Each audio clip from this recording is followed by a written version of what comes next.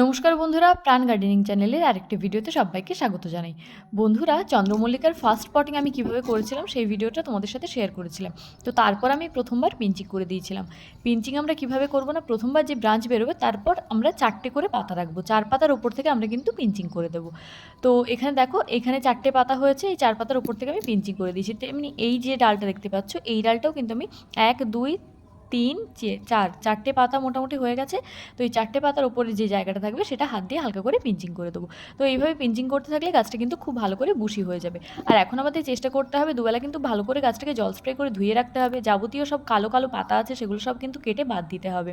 আর আমাদের কি করতে হবে না, কীটনাশকটা এই সময় নিয়মিত প্রয়োগ করে রাখতেই হবে, নাহলে কিন্তু পাতা কুঁকড়ে যাবে, আরও নানা ধরনের রোগ এবং পোকার আক্রমণ হতে পারে। তাই যত কালো কালো পাতা আছে, রোগগ্রস্ত পাতা আছে, সেগুলো কিন্তু আমরা কেটে বাদ দিয়ে দেবো। আমাদের মনে রাখতে হবে এই যে পিঞ্চিংটা, এটাই কিন্তু ছোটো টবের লাস্ট পিঞ্চিং। এরপরে পিঞ্চিংটা করব আমরা যখন রিপোর্ট করব 6 ইঞ্চির টবে তখন।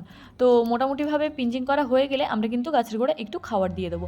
সেটা বর্ষা যদি হয় তাহলে তোমরা আমি যেমন দিচ্ছি এইভাবে 1261 1 লিটার জলে 1 গ্রাম গুলে সেই জলটা দিতে পারো, অথবা এনপিকে 19-19-19 বা 20-20-20 1 লিটার জলে 1 গ্রাম গুলে সেই জলটা থেকে একটুখানি দিতে পারো। আর বর্ষা যদি না হয় তাহলে এক কথায় সিম্পলি খোল ভেজানো জল দেবে, সেটা কিন্তু খুব ভালো কাজ করে।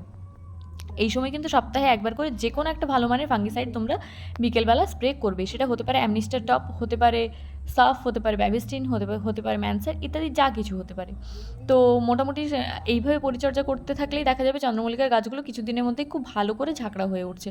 তো তারপরেই কিন্তু এইটা আমাদের ফাইনাল টবে 6 ইঞ্চি টবে রিপোর্ট করার মতো একদম যোগ্য হয়ে যাবে। তো বন্ধুরা, তোমরাও এইভাবে পিঞ্চিং করতে থাকো আর এইভাবে চন্দ্রমল্লিকার কেয়ার করো, দেখবে শীতেও তোমরা কিন্তু টব ভরে মোটামুটি ফুল পাচ্ছ।